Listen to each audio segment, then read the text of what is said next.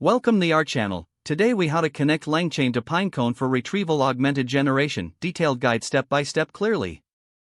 To connect LangChain to Pinecone for retrieval augmented generation, start by setting up your development environment. Ensure you have Python installed on your machine. Open your terminal or command prompt to check your Python version. Next, create a new project directory for your LangChain application.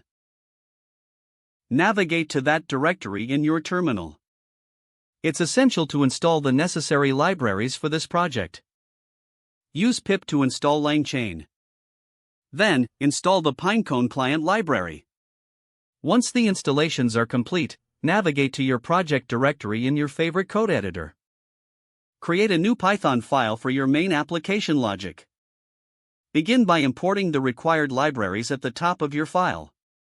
Import LangChain modules along with the Pinecone client. Now, initialize your Pinecone environment. You will need your Pinecone API key and environment name for this step. Store these details in your configuration settings securely.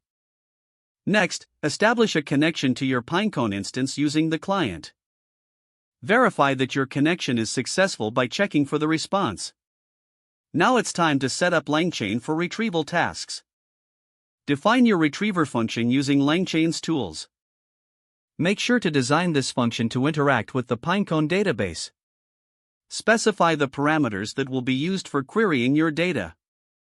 After defining your function, test it with a sample query.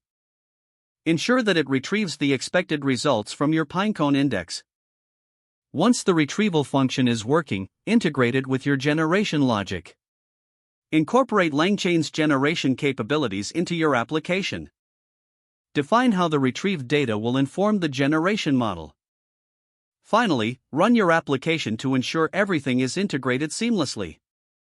Check the output to confirm that retrieval augmented generation is functioning correctly. Don't forget to like this video and subscribe to our channel for more step-by-step tech guides.